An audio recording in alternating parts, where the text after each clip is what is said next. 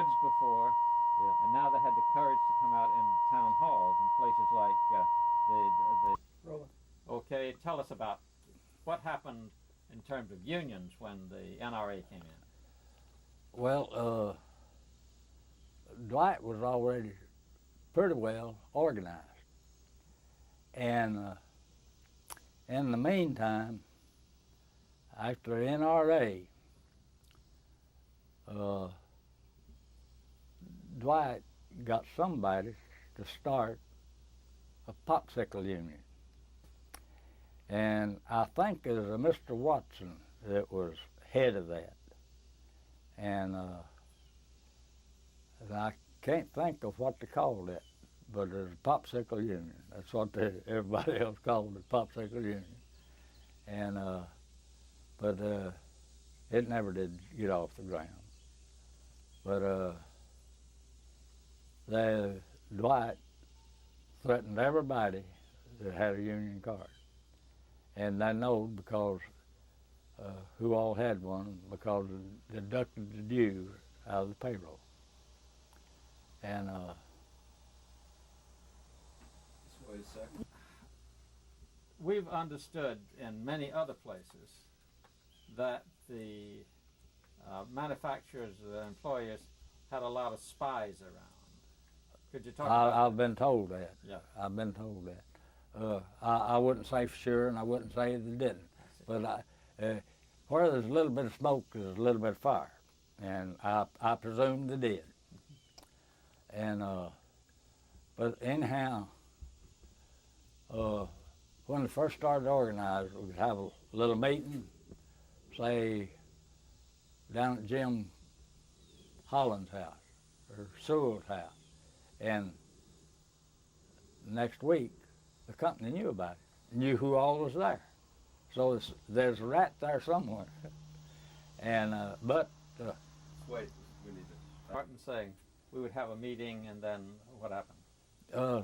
the union, when it was first trying to organize Black, the organizers would pick out somebody's home and it had it, and by the next Monday night, the company would know who all was there and who spoke, and they'd immediately start making arrangements to replace them. And that's how come 90 blackball. Now, we know that early on, 2 different presidents of the union got fired. Yeah, Andy Sewell and J.P. Holland. Why did they keep going if they know they're going to get fired? Just in hopes, just living on hopes, I guess. You've lived on hopes, I know. And things get better, can't get no worse. They've got to get better. And I presume back then textile workers had been done for rotten all over the United States, including garment workers in New Jersey, New York, and maybe there wouldn't be but 8 or 10 of them, but they was treated awful. And but if you belonged to the union back then, you was mud. You was just a rat of the bunch. But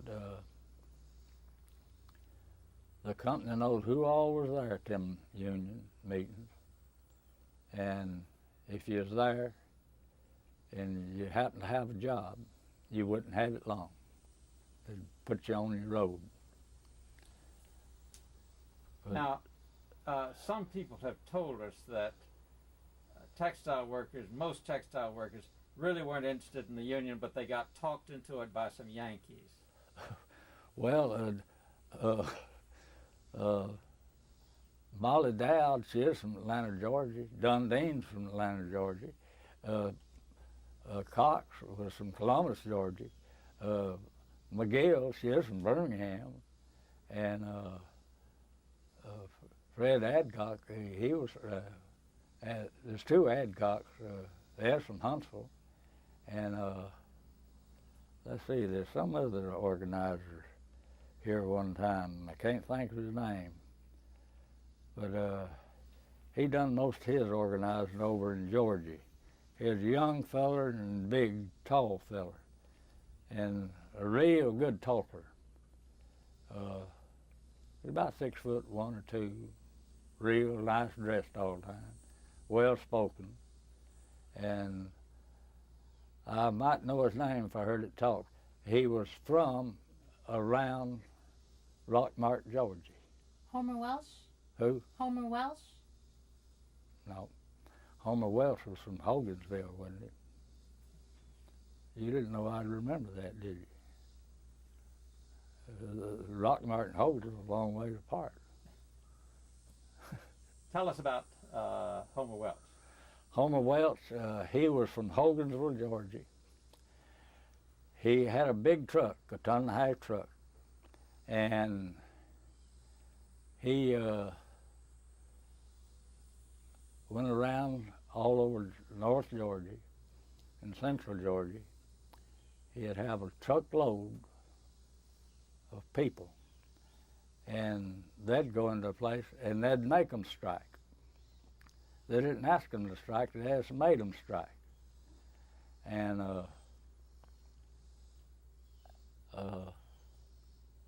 after it all ordered to go back to work, I don't know what become of Homer Welch, but he was from LaGrange, Georgia, and he did have a 1.5 ton truck with a big old stake body on it, and he'd haul anywhere from about 25 to 50 people around various cotton mills.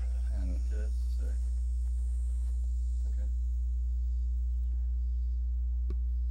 Now, when you were on your organizing trip, you went to Hogansville, is that right? One time. One time. Yeah. Did you talk in Hogansville? No. You didn't talk? No. Could you tell I us? forget why Albert had to go down there. Albert had to go down there for some reason. We was in Columbus at his house, and he had to go to Hogansville to see somebody. And I forget who it was, but it wasn't real important. But some business that Albert Cox had to take care of. Did you remember when? Well, now I wasn't in that bunch. At that time, I was in Aragon, Georgia. But they got a bunch of sheriff's department in the city, got a bunch of non-union people, armed them, and arrested all them people. See, in Noonan, they didn't have enough police force or sheriff's department to arrest all them people.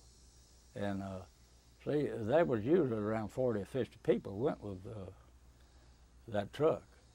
But I'd taken them over to Fort McPherson there in Columbus. And I can't think how long they kept them over there. And what the result was, they had to let them out, though. They had to let them out. And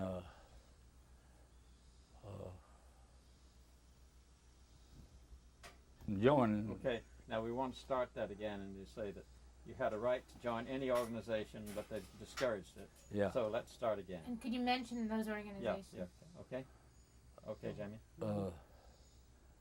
The textile industry, they tried to discourage all employees from joining any union, regardless of what kind of union it was.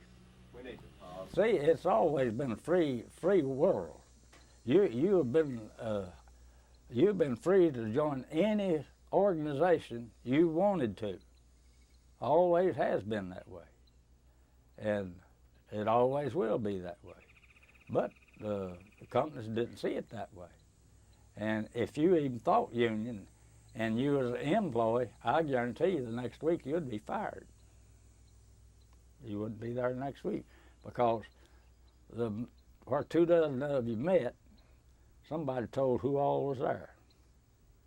That next week might take 2 or 3 weeks to get some of them, but they'd finally get all of them. But it's always been that you're allowed to join a union if you wanted to, but they've always been discriminated against till Roosevelt got elected, and he let textile workers down. But it so happened that employees of the Dwight Manufacturing Company in Gadsden was the only one that was left holding the bag. The rest of them that was on strike went back to work like to come out. And all of them did except the employees of Dwight Manufacturing Company, which was located in Gadsden. And there's about 90 left out, somewhere in that neighborhood.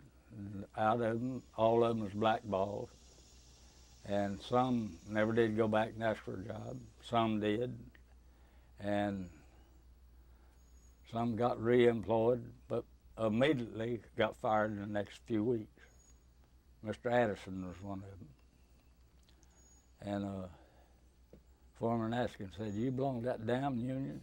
Told him, "Yep." Said, "Well, you done." I think that was F.M. Addison, or one of the Addisons. What about you? Me? I didn't go ask for a job. And my wife didn't either. I had one till I called them out on strike. It wasn't my place to go back up there and ask for a job. It was John Dean's and Albert Cox's and Molly Dow's and Gorman's job to see that they hired them people back. It was their duty to see that, but they didn't do it. Therefore,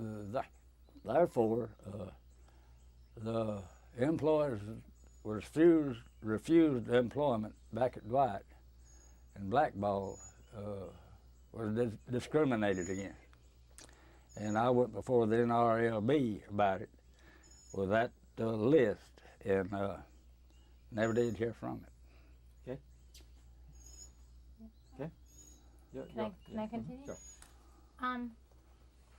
Well, a question that I have. They stayed out for 13 weeks. 13 weeks.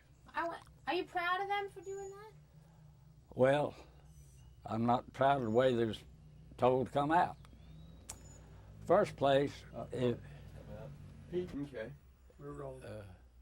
you take see, we were talking about What I asked you was, what gave all those people all that? just living in shit. hopes that Roosevelt would do something about it.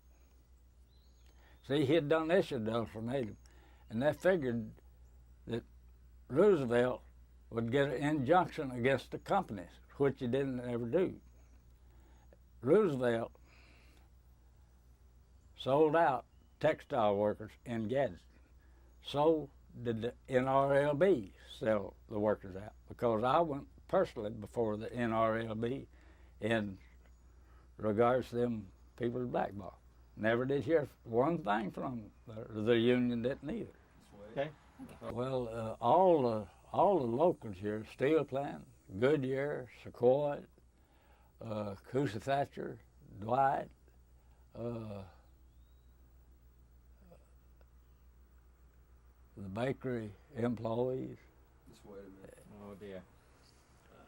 Everybody's going out for lunch. Yeah. Well, every local union in Gadsden had a float in it, and if it didn't have a float in it, they had a bunch of marchers in it, and it was a real success. And seemed to me like a lot of people lost their job on account of that parade. But I forget just where they was working at. I think some was out of a foundry, some foundry here. Okay. There's a lot, back at that time, there's several foundries in operation in Etowah County. Now let's go do that again and just mention it's a Labor Day parade and what it was like, and then that some of the people lost their jobs because of it, because we got evidence of that. And Yeah. before you. The Etowah Labor Council is one that organized this parade. They come. Start again and mention Labor Day parade. The Central Labor Union, which consisted of all labor unions in Etowah County, they wanted to have a Labor Day parade. So they contacted all the locals, and all the locals agreed to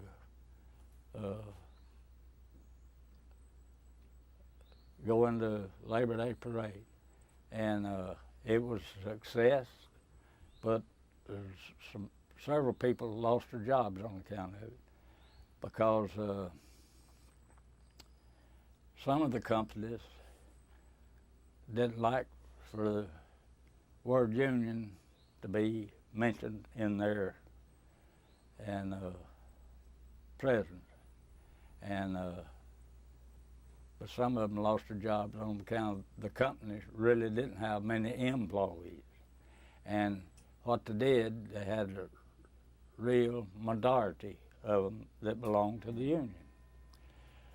But if you belong to a union,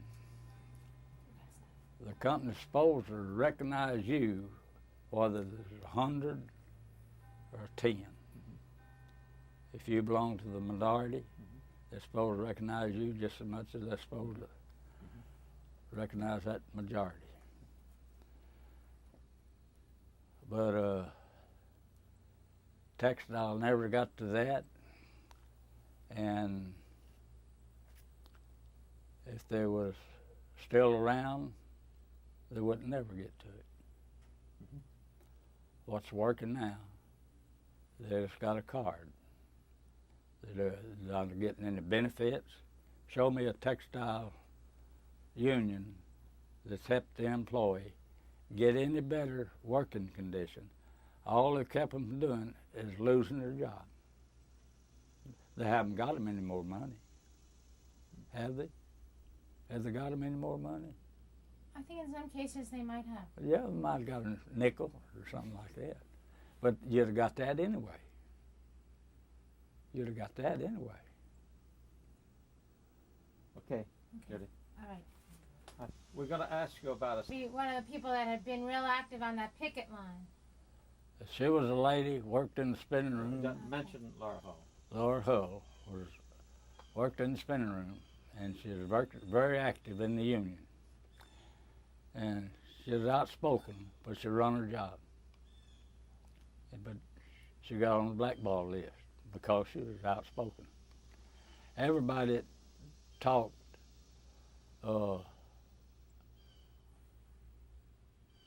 in favor of the union, the company got a hold of it, they'd tell you goodbye.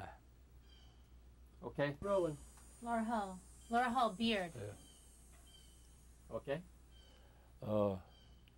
She was, let's say Laura. Laura Hull was a real good union member.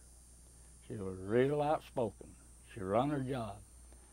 But when she was asked to go back through the employment office, and if you was on that blackball list, you had to sign agreement that you would never cause the company no trouble or join no union or join nothing.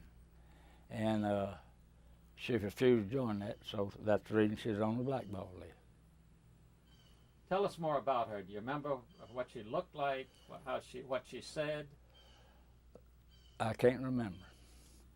But I do know she wasn't a real tall woman. She was kind of on the stocky side, not too stocky, but she was a little on the stocky side. I guess she was somewhere in the neighborhood of 5'6" and maybe weigh 140, 45 pounds. She was a little on the stocky side. But she did run her job. She worked in the spinning room. She was real outspoken, and she said what she believed in. She didn't pull no bones, didn't care who she talked to. She believed in something, she believed in telling it. Do you remember being on the picket line? Who, me? Several times. Tell us about it. Well, I never was there too much on the picket line, but I never did see anybody threaten anybody or going in or out. The union employees had guns setting up against cars. They had clubs setting up against cars. But they'd be sitting around in chairs or on a bench or something. but I've never seen a union employee threaten anybody.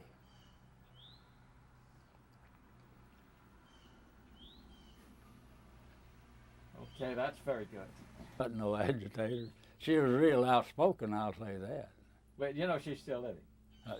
I don't know if she is. Oh yes, we've done the same thing with her. Yeah. Well, she was real outspoken, I'll tell you that. But she wasn't no agitator. But she didn't try to talk things up.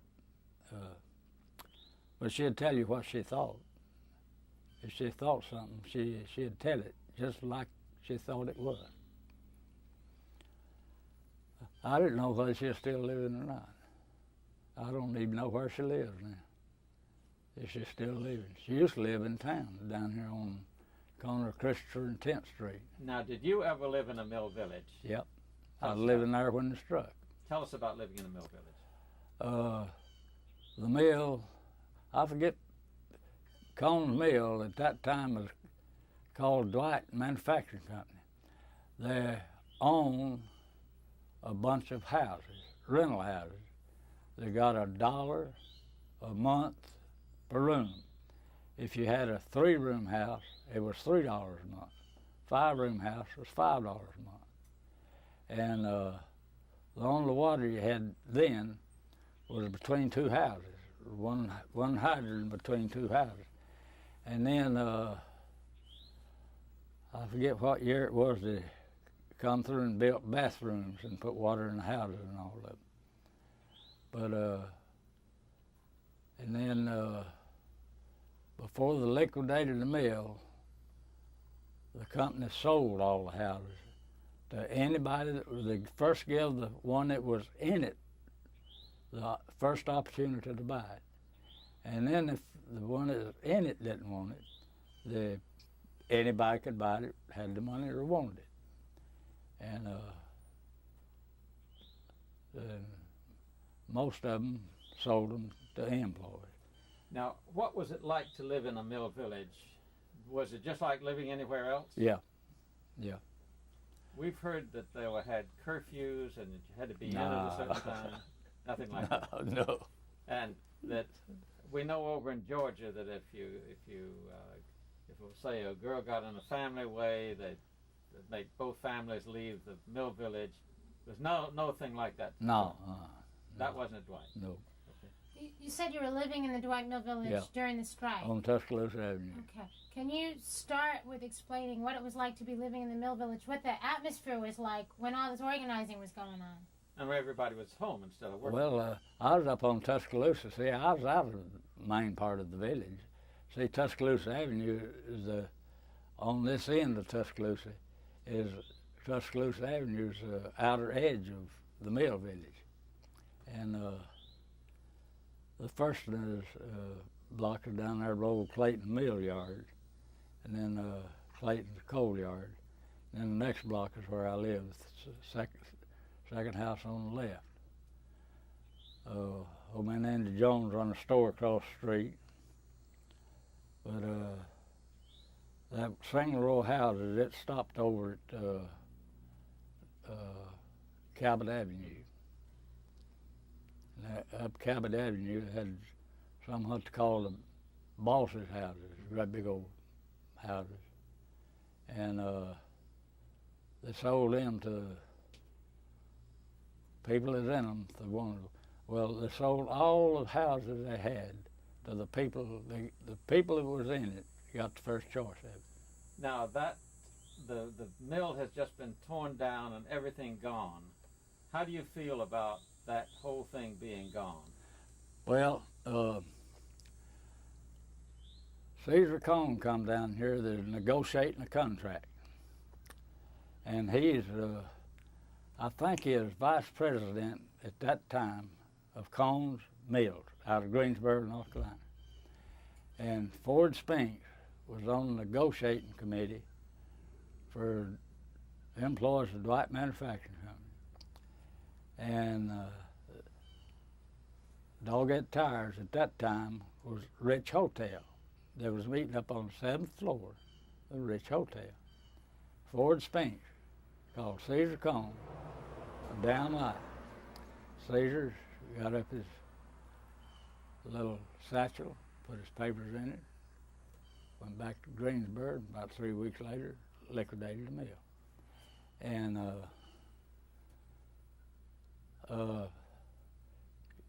you'll find that most of the places you go, nearly all officers, high ranked in a textile union, is radical, whether it's in the north or south. They elect the most radical people to run the business. Am I right? And that's what happened to Dwight. That's how come it liquidated. But how did you feel now that that's all gone? You feel that something's gone out of your life, or are you glad to see it there?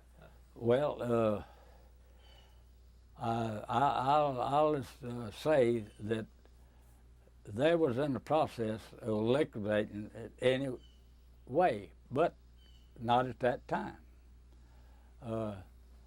We had a big company at that time, had a big government contract on a piece of cloth called Captain Twill. That was used by the Navy and the Army. And they fulfilled that contract, and so they didn't have another, and didn't have more Captain Twill. And had about 250 looms on it. And so when Ford Spinks called Caesar Cone a damn lie, that just hurried it up a little bit. But when they put up a notice for liquidation, people, no, they won't shut that mill down. I said, don't kid yourself. Oh, they done spent too much money. They said there's 2 new slicers sitting out there on the dock. I said, I don't care if they had 10 new slicers. That won't keep them liquidating it. And about a week later, they started tow motors, bringing them looms out there on the dock and turning the steam on them. They got to believe in me then. That didn't, that just hooked to it and pulled electrical wires and all out of the floor. And people finally got to believing they would liquidate it. But there's a week or two, when I started pulling looms out, they believed they'd just run the bluff. But you take, if you own a company,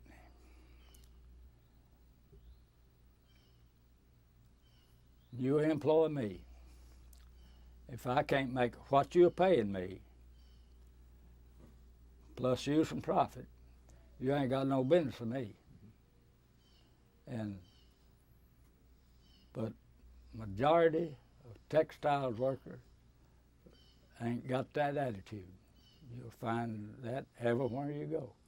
A majority of them has got a negative attitude. They think the company owes them a living and they don't have to work for it. Just go in and do what they want to do. Do you miss the old mill? Well, in a way. Just explain, I miss the old mill. I miss it, but at the time it liquidated, I wasn't working. But a lot of people lost their jobs that needed it, but most of them has got settled in other places, in other jobs. And some of them is better off now than they were when they was working at the cotton mill. But when they asked me and my wife to go back and apply for a job, when both refused. Well, we found a lot of people around here who have pictures or pieces of bricks, of that kind of thing from the old mill. How do you feel about that? Well, I don't see where that would make you feel any better, have one of them old bricks or anything. But at one time, that place worked about 3,200 people. And when it liquidated, now I worked all over the United States. I know what kind of condition this mill was. That was the best mill in the United States. Had the best machinery, best upkept machinery there was in the United States. When they liquidated, they had 2 new slicers out on the dock. But if Ford Sphinx hadn't called Cedar Cone a damn lie, the mill might have run a year or 2 more. I don't know.